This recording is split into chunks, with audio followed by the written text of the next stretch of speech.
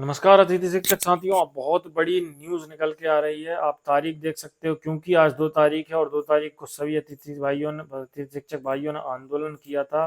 सभी अपने अपने जिला लेवल पे गए थे, ज्ञापन सौंपा था कलेक्टर को, एसडीएम को, और आज ही ये आदेश निकलना सभी को लग रहा था कि कोई बड़ा आदेश आएगा, और आ चुका है गाइस।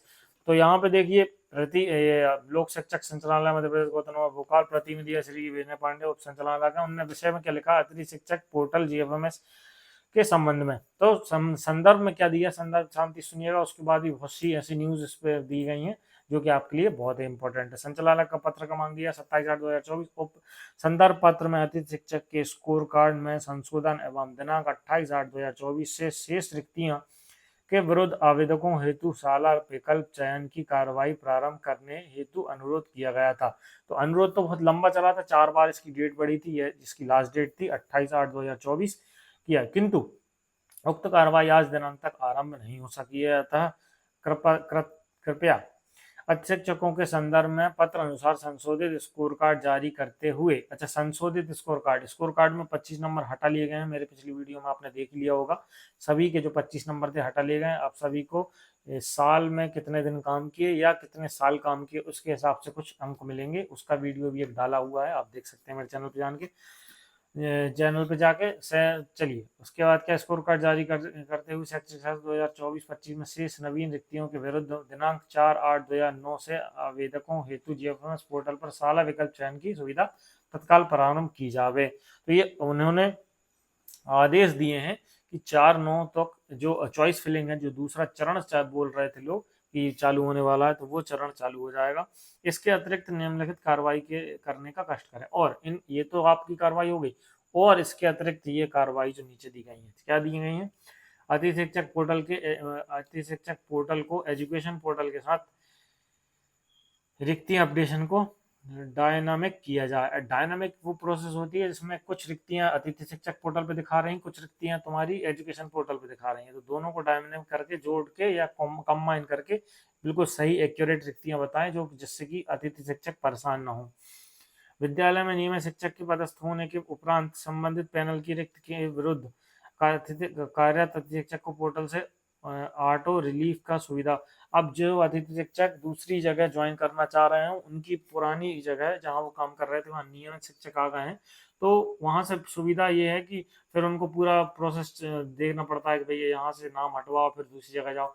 तो ऑटो रिलीफ का मतलब जैसे कोई आए तो उनका फट से नाम हट जाए जीएफएमएस पोर्टल से, जिससे वो जितनी जल्दी हो सके दूसरी जगह शिफ्ट हो सके या दूसरी जगह उनको मौका मिल सके। ठीक है, अतिथि शिक्षक पोर्टल में ऑटो रिलीफ किए गए शिक्षक को महावर Mahawar संभागवार Mahawar संभागवार report admin login पर उपलब्ध कराई जावे। अब जो लोग ऑटो रिलीफ के कारण, मतलब कोई आ जाने के कारण बाहर हुए, उनकी एक अलग लिस्ट एडमिट को क्या है, रिपोर्ट एडमिन लॉगिन पर उपलब्ध कराई जाए। ठीक है, उनकी रिपोर्ट एक अलग से बनेगी। पूर्व सत्रह कार्यरत शिक्षक जिनकी पोर्टल पे पर किसी कारणवश ज्वाइनिंग नहीं हो सकी है, जो पहले से कर रहे थे लेकिन पोर्टल पे अभी भी ज्वाइनिंग नहीं हुई है, उनके पोर्टल पे लाखों प्रकार की समस्या आ रही है। किसी का रेफरल कोड नहीं कर रहा, किसी का लिखा आ रहा है कि आपने बेगत शर्त में काम ही नहीं किया, किसी का कुछ लिखा आ रहा है। तो ऐसे आवेदकों की चॉइस फिलिंग का मौका दिया जाए, उनको नए अतिथियों के तौर पर ही चॉइस फिलिंग का मौका दिया जाएगा। ठीक है, शाला विकल्प चयन पत्र क्रमांक इत्ते की कणिका इत्ते के अंतर्गत आवेदकों को अवसर नहीं दिया जाएगा। ये कणिका और ये आवेदक उनके लिए है जिनका रिजल्ट 30% से कम आया। याद रखिएगा, जिनका 30% से रिजल्ट कम आया उनको इस बार ब्लैक लिस्ट कर दिया गया, आप इस साल अतिथि बन ही नहीं सकते किसी भी कंडीशन पर। ठीक है, भले ही आपके नंबर ज्यादा हो स्कोर कार्ड में। वर्तमान में अतिथि शिक्षक को पोर्टल पर प्रदर्शित समस्त समस्याओं का निराकरण अभी तक नहीं हुआ है। ठीक है, अतः प्रदर्शित जीएफएमएस पोर्टल पर समस्याओं का निराकरण किया जावे एवं निम्न अनुसार अपडेशन की बिंदुओं की कार्रवाई की जाए। अब इनने तो ये बोल दिया कि कार्रवाई की जाए, कौन कौन सी कार्रवाई आ रही है, कौन कौन सी हो सकती हैं, तो वो आप यहाँ देख लीजिए।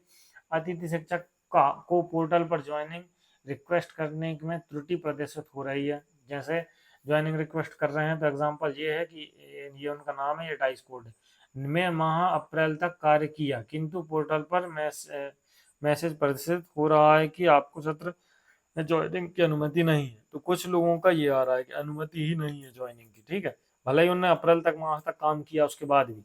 दूसरा क्या आ रहा है, अतिथि शिक्षक द्वारा ज्वाइनिंग रिक्वेस्ट करने पे उपरांत शाला प्रभारी के लॉगिन रिक्वेस्ट प्रदर्शित नहीं हो रही। अब यहाँ पे ज्वाइनिंग रिक्वेस्ट डाल रहा है लेकिन शाला प्रभारी के यहाँ ज्वाइनिंग रिक्वेस्ट नहीं हो रही। अब ये कुछ डिफॉल्ट भी हो सकता है और कुछ ये शाला प्रभारी करतूत भी हो सकती है, क्योंकि वहां से अगर कैंसिल कर दिया जाए या उसको हटा दिया जाए तो फिर रिक्वेस्ट दूसरी बार डालना पड़ेगा, क्योंकि वहां पर एक बार डाल दी तो यहाँ से अगर कैंसिल कर दी तो फिर से तुमको अपनी आईडी से लॉगिन करके दोबारा डालना पड़ेगा। तो ये शाला प्रभारी की करतूत भी हो सकती है। ठीक है। अतिथि शिक्षक यूजर नेम विद्यालय डाइस कोड में कार्य किया किंतु विद्यालय डाइस कोड ज्वाइनिंग रिक्वेस्ट प्रदर्शित हो रही है, अन्य आवेदकों को इस प्रकार समस्या पोर्टल। तो यहाँ पर रिक्वेस्ट प्रदर्शित हो रही है क्या, किसी दूसरे विषय के लिए, लेकिन दूसरे डाइस कोड पे, लेकिन हमने ज्वाइन कहीं किया, मतलब ये कि ज्वाइन आप कोई स्कूल में करो और आपका प्रदर्शित किसी दूसरे स्कूल में हो। ठीक है। आवेदक यूजर ने इसमें गणित के कार्य किया है किंतु SS1 भौतिक शास्त्र की में ज्वाइनिंग रिक्वेस्ट प्रोसेस हो रही।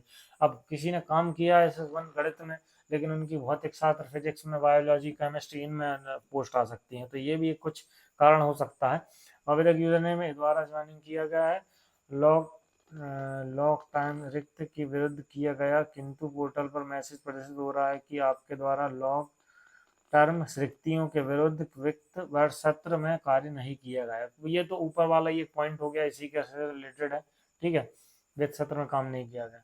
वित्त सत्र का कार्यरत अध्यक्ष हेतु आगामी आदेश तक पोर्टल पर प्रारंभ किया जाएगा। ठीक है। तो यहाँ पे जो भी वित्त सत्र में कार्य किया है उनके लिए भी पोर्टल खुलेगा और नए वालों के लिए भी पोर्टल खुलेगा। वित्त सत्र में जो है SS2 IT का कार्यरत शिक्षकों को पोर्टल पर SS3 IT में ज्वाइनिंग कराने की सुविधा भी उपलब्ध कराई जा रही है। IT का एक नया सेक्टर है, ये नया खुला है, इसका ध्यान दीजिएगा। तो ये उनके लिए है जो कंप्यूटर से अच्छा खासा नॉलेज रखते हैं और कंप्यूटर से जहाँ तक BSc या MSc कुछ एक एजुकेशन मांगी है। ठीक है।